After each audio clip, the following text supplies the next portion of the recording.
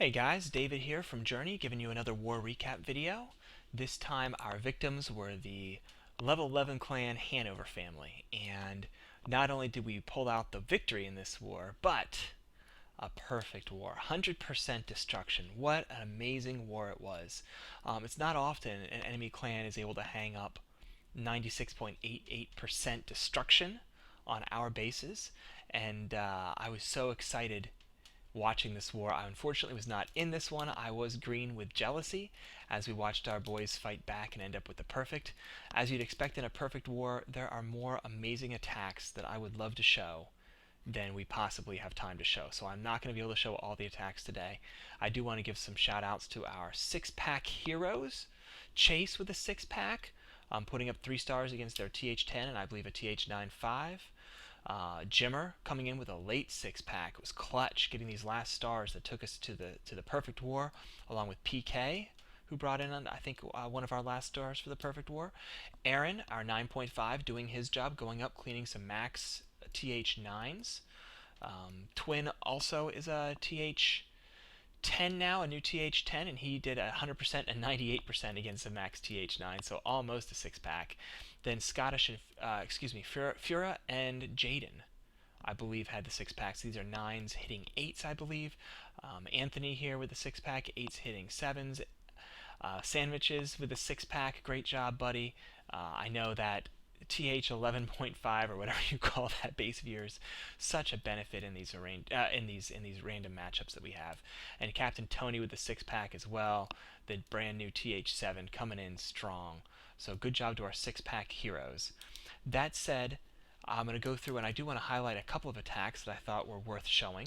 We'll start off with Chase here, who's going to be rocking out his preferred attack style. It's going to be a QueenWalk opening, and I mean, let's be honest, if you have a 40 queen, everything you do should open with a QueenWalk. So he's going to open up with a QueenWalk, and as you can see, it's going to be a GoVaHo attack. I'm sure he's got some max giants in here, which is how he prefers to go after those infernos, and we're going to see him lay down his thing as an attack that I think we started to get accustomed to seeing him do. So he starts with the queen, and this queen is going to be running right down the side of the base, laying down one part of the funnel. Right, they're getting ready for those Valks. You know those Valks like to wander. So when you're doing the Valks, it's all about creating that nice, clear, open funnel for those Valks to slide in. He's got a couple defense on him right now. There comes the Rage, over the healers, over the Queen, keep everything up. And then right around here somewhere, we're going to, I think, see the second part of the funnel opening up. Had a Hog go in. I think he was trying to get the CC pulled, but didn't quite have the right angle on that, so we'll have to wait. Here comes the Golem and some Funnel Wizards now as well. Try to clear some more out. Make sure when the Valks do get in, they're going to go all the way in. Another Funnel Wizard down. Couple wall breakers out. Boy, can't wait to have those max wall breakers. And then down come the Giants. The CC did get lured as the Queen started to head in. The max Giants are in there. What's left of the Golem is in there. And here come the Valks. And the King behind the Valks. The King, it looks like, is going to take the path less traveled and continue to move along that right side. Gorgeous freeze. What value for the freeze, right? 2 Expos and an Inferno. Forget about it. Every time. And into the Rage comes all the Valks as the Giants and Golems swung right and the Valks headed in. They're doing a lot of good work in there. He's going to save his heal. Patience with that last heal. He's going to let those Giants do some work. Hog swinging around the outside. There's a nice heal. Has the Giants, has the Golem, has the Hogs. In come the Giants to keep working on that Expo. I don't know if they get the Expo or not, but they took care of the rest of the middle. And the Queen is still up, guys. This is why I love that QueenWalk so much. Is because when the attack starts winding down and you start thinking about cleanup, you've got that Queen in there. And she's taking care of business. So here the core's almost dead. 1 Expo up. A couple Hogs rolling around, but that 40 Queen with the healers on it. And there's that last Hog taking care of the Expo. Down it goes. But even if not, we had plenty of beef left here. This is an easy clear. What an amazing TH10 versus TH10 clear. Great job, as always, Chase. You are a monster. Twin had a nice clear here against 3, but it was a TH10 versus a TH9. So with all the other attacks, I thought I'd show a TH9 versus TH9 instead. So this is Sam. He's going to be doing the same style of attack you just saw out of Chase. becoming very popular with some of the guys here, this GoVaHo attack style. And it's going to open up again with a QueenWalk. Only a 20 queen for Sam, but he's going to make it work. And notice we've only got 3 healers. Now, here's the deal, guys. If you're going up against a base, and you see 2 expos on the same side of the base, okay, so they're going to be worried over on this side of the base. And over on the other side, if you can see a path that's going to expose your queen to at most 2 point defenses at the same time. Point defenses are your archer towers, your cannons, your Teslas, which, I don't remember where they are on this base. I think that's all of them. I think that, oh, and the expos, of course, right. If you were going to find a path that you can only expose your queen to just 2 of those point defenses at a time, you can get away with a 3 healer QueenWalk. And again, this is something Sam, when he was scouting the bases, saw right away. And he reserved this base almost as soon as the Clash Caller site went live against this war, because he realized he was going to be able to walk this queen down, right? He's going to get some giants in to help occupy this cannon. I think his wizards, in addition to funneling, are going to take care of this point defense. But he's going to be able to take care of this queen down, and she's going to face this archer tower, that archer tower, eventually going to have these 2 point defense to deal with. But that's all the point defense. That meant he was going to be able to get away with a 3 healer QueenWalk. So that's the queen's responsibility, is essentially going to be this side of the base. And so that's what he's locking up now. When you're doing a GoVaHo attack, you don't need to worry as much about time. Those Valks are so fast. So he's taking his time. He's working his way down the base. No rush. Eventually now he is going to be dropping a golem down and filtering to help with his Valk insertion. He does the funneling here a little bit differently than many people do it. He's going to put the golem down here and spread the wizards out all behind the golem. Oftentimes what you'll see is when you watch Power Bang or you watch some of those guys doing it, you'll see a golem and then you'll see a king and you'll see wizards spread behind those. But again, he analyzed the defenses. He realized he was going to be able to get away with a wizard spread out all the way behind the golem. And now he's got this big funnel created. He's got those test Valks in, and there's the jump. I think soon we'll see the rest of the Valks going in. There they go. CC was a golem in the CC, and here come the Valks. There's a lava hound inside the enemy CC, but that's not of any worry. And look, the queen's still going, guys, chugging along. Jump into the middle. Beautiful jump's going to get him access to both expos again on that same side of the base. Another reason this was such a great GoVaHo target. When Sam and I were talking after the battle finished up, he used his second heal down here. There are some Valks straying and some hogs coming in. We were talking about it afterwards, and these Valks just triggered a double. I think if he was going to do it again, he probably would have preferred the second heal over here where that double bomb went off. It would have kept these Valks up, I think, long enough to have gotten all the way through the wall faster and caused some more trouble, and then maybe taking care of the hogs coming in. But at the end of the day, a clear is a clear. And it's a gorgeous looking clear. So here's the remaining Valks from over here, and the hogs coming up. One giant bomb goes over there, but it's not going to be nearly enough. And now we're just rushing to the cleanup. And this poor CC hound, nothing to do but trail along. And the other thing to notice here is there's nothing left of the golem. The golemites are all dead. One of the new pieces of advice that's coming out of some of the high-level clans is to drop the CC golem out of your mixture when you're doing the GoVaHo, and to instead just try to bring some giants to help with your funneling, but not commit the full 30 spaces to the golem. The golem's slow. It's rarely keeping up with the Valks. The theory is it doesn't always take enough of the damage to be worthwhile, but Sam made it work here, and I think part of the reason it worked was because he was able to only use 3 healers on that one side of the base. So great base analysis. Great base analysis. Great hit there with Sam versus 4. So we've seen 2 GoVaHos in a row. Let's get back to basics here with my boy Jimmer rocking out that GoHo attack that he does so stinking well. And as soon as I see Jimmer bring up a screen, I see this troop composition, I pretty much put 3 stars in the book. Couple golems down, gorgeous funnel wizards. Look at how wide that funnel is. It's so stinking wide. There's no doubt where everything's going to go once he drops it. These wall breakers are coming in now. They're going to cruise right into the middle. There's no splash in the middle. Mortar and wizards on the sides.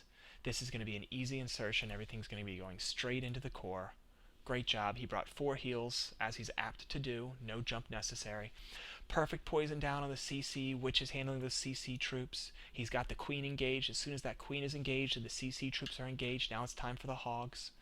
He does a bunch of his hogs, but not all of them because, yep, he has a couple of giant bombs to worry about in this base. And this was not a fresh hit. I think Rev had done the scout.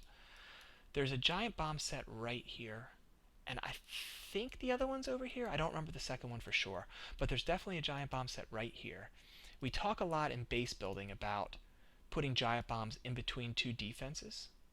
But the other thing we talk a lot about is making sure that there aren't any other defenses around the area that would cause your hogs to run through the giant bombs in serial instead of parallel. And you can just see this Tesla popping up right here. And this is a bad giant bomb layout, and something that if we see in your base, we try to correct a journey. These hogs are going to run here, but then instead of continuing on to the other defense, they're going to go to the Tesla, tripping these bombs on the way, not in serial, not together. It's going to be one slightly after the other. Jimmer knows this, that's why he sent some hogs in here to make sure, and sure enough, there was one, and then two, covered in the heel. That means the hogs all live. Another gorgeous poison for the skellies and the king, by the way. And that's the difference between a good DGB and a bad DGB. If he did not have this Tesla over here, if this Tesla was not over here but had been put somewhere else in the base, those hogs would have been bacon. But a bad layout, that extra defense around the DGB meant those hogs live.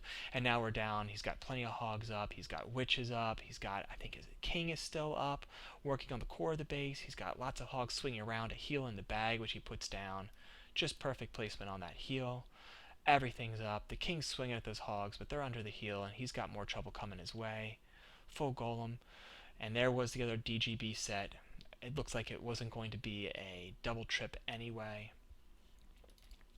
But I am glad the Strike Force made it all the way down and through there, and I'm sure that was in Jimmer's mind when he chose to release the hogs going clockwise instead of counter. And now it's all just the cleanup, plenty of time left, gorgeous clear, excellent job Jimmer, as usual. 3 stars, part of your 6-pack, excuse me, for the war. Great job. Ooh, my Barbarian King is done. Okay, so I also want to show PK here versus 10. First of all, what a fun base, am I right? Look at this thing. Got multiple compartments, got an expo in the open, another expo tucked over here. You know, obviously this is, I mean, I guess I'd call it a mid-level TH9. You know, it's got a couple of upgraded ADs, no expo 2s, right? But everything else is coming along. You know, got a couple archer towers up. I'd call it mid-level. I mean, Queen 10. Right? So mid-level TH9, and I love to see these varied troop compositions. It's our standard GoVaHo starter pack, I guess I'd say. Got the Golem, got the Va, got the Ho. The spells is our standard GoVaHo spell selection, 2 heals, a rage, and a jump. Okay, couple poison to deal, probably with CC. Make sure that it's not going to be a dragon and loon chipping away at those Valks. He's got a QueenWalk worked in there as well with a 4 healer, so we don't have a ton of troop space left. You know, when you spend something on golems and 4 healers, you don't have a ton left, and you see that we only have 4 wizards left available. And he's going to do a nice phased deployment here that's just so pretty to watch. And, you know, anytime we start off with minions to do the funneling, I mean, I love it. I love it right away. He scouted this base. He realized for just 6 army camp space, he was going to be able to get away with trimming such a big portion of that base off, which was gorgeous. And now he's just setting that funnel. There's no one better in the clan. Chad, who's playing PK here, best funnel guy in the whole clan. You know, when he's called upon to do a go wipe or something, you know, when we need a 2-star, I swear his P.E.K.K.A.'s right into the core. You know, his funnels are perfect every time. You know, he sent 2 wall breakers in, and then the third, I don't know if that was intentional. Sometimes I'll see the 1 followed by the 2 to see if there's a spring trap there or something. Plenty of patience. Queen taking fire, but saving that ability for when the enemy queen steps up. Plenty of patience. I don't know if he thought the queen was going to take care of the spell factory or not. Here we go. Cannon down, queen down. 1 golem in here. Let's watch this golem, by the way. He's going to make it till the end. And a king. You know, I don't know if he got great value for the golem or not. A couple Valks in over here, and Valk City.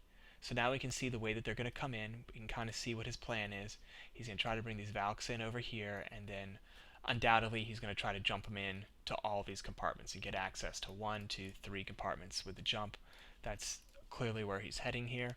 Valk City, Max Wiz in there as well. Lava Hound, he did the poison down. Technically should have waited for the Hound to turn into the pups before wasting the poison. The jump as predicted, getting access to all the spaces. He's got the heal down. He's saving the rage for the Tesla farm and the wizard towers, which is perfect. That's exactly what they should be saved for.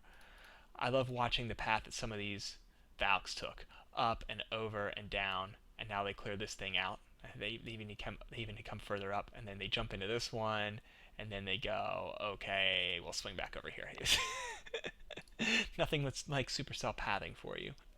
And the heroes are still going. This golem has come over, and now the Valks emerge again. The golem has come over to tank for that expo, which I think ended up giving him a lot of value at the end of the day for that golem. Some hogs in from the side. Listen, he's going to put a heal down here because he has it. But and you don't want to risk when we're going for a perfect war. But I think that could have been a swag heal too. I mean, Chad just demolished this base. And yet again, another clear we're showing you where the Lava Hound just isn't even a factor. It's still flying around as of the end of this raid. So a great clear again by Chad. Nice job, PK. And the last one I want to show is going to be Scott with just, you know what, let's give a little love to the ZapQuake guys. When you get the right base, this is such a perfect strat. And let's talk about why it's the right base. Bad air defense levels. We got sweepers that are poorly positioned. All right, leaving a huge segment of the base free. So Scott's going to come at this thing as expected. Double ZapQuake. Some drags and some loons. I'm trying to remember what the hogs are used for in this attack. It's been a while since I've seen it. So ZapQuake's the ones up top. And that makes perfect sense, right? Because we know when the dragons are coming in, they're going to come in from the bottom, away from the sweepers. Puts down both heroes for the funnel. A little, it's a little luxurious. I'm not sure we needed both heroes on the same side for the funnel, but that's okay. And the dragon's down to help funnel as well. I'm just going to put this to double speed until we get started here at least. And here come the dragons in from the side. And now it's just going to be a clean sweep. That's what he had in the CC. He got a Hound in the CC to help soak up some of those air mines and the air defense, which is so beautiful. And, oh dang it, he put the hogs down already and I missed it. Oh, did he get the top AD with those hogs? Okay, I'm going to go back and look. I'm sorry, guys. Bear with me. What happened to the hogs? I got distracted by all the action at the bottom of the screen. ZapQuake, funneling, dragons. Oh, once he gets this archer tower down. No, his queen's going to take care of that AD. He brings in some hogs. Alright, those hogs are just for fun, I think. I don't think those hogs did any good. I mean, they got a Tesla, and they got themselves kicked around by the king and the CC Valk. So yeah, I mean, as far as I'm concerned, those are swag hogs. Good job, Scott. But even without the, shall we say, interesting hog deployment, great ZapQuake, great recognition of the right point of attack, dragon sweeping through the base, those loons, which I suspect were there in case they ran into any trouble with a Tesla or an archer tower, based on how the dragons dispersed. Ended up not having much to do because the rest of the attack went so well. Flew across the map to that wizard tower, and now it is all done but the crying. Great clear, Scott. Nice to see just a classic ZapQuake dragon attack with a Hound in the CC to occupy an AD. Great job, everybody. Another wonderful war recap. Glad to bring it to you. Look forward to the next one. Until then, happy hunting.